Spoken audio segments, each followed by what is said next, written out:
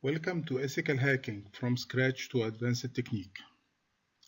Today we are going to talk about social engineering, and we're going to take many examples of how to use social engineering to compromise the system. We're going to start by explaining what is social engineering. And it's very, very important to consider social engineering in any security implementation. Now, social engineering, which is also called a non-technical attack, this is when the hackers depend on the weak security awareness on people.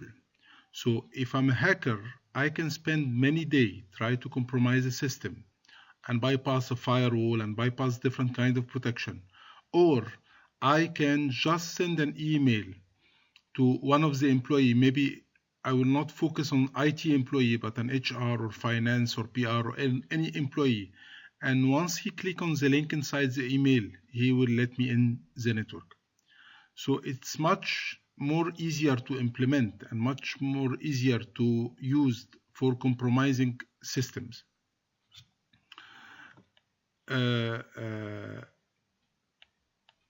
Security element in any organization, we have three different elements that you need to secure. We have the technology, and this can be secured by implementing appliance and software like firewall, IDS, IPS. We have the process, and this also can be secured by using the best practice.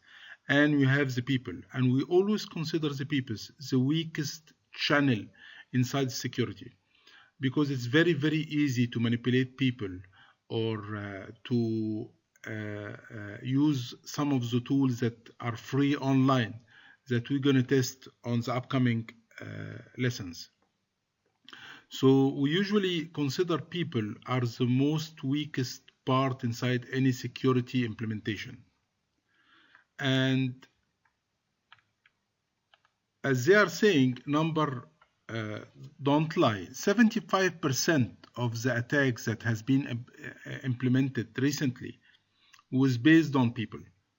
Someone get an email, it has an attachment or a link or something like that, and he maybe intentionally or non-intentionally open this attachment or click on this link, and by doing that he will allow an intruder to get into the network.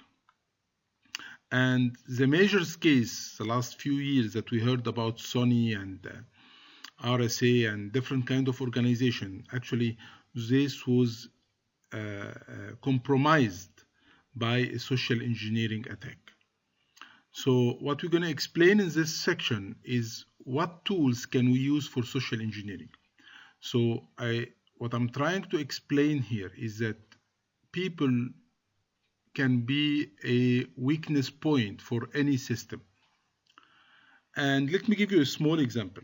One of the tools that we use for social engineering is the spoofed email. We can send a fake email to someone, and people blindly trust the email. So if you get an email from your manager telling you that attached you will find an application that need to be finished today, you will not feel suspicion about that because the mail came from your manager. But mail can be spoofed, and many websites are doing that. And this is one of the very common websites that people are using for spoofing email. So it creates a fake email where when you go to this website, you're going to find that I can assign a specific mail address and name. So when people receive this email, it will show that it comes from a specific person.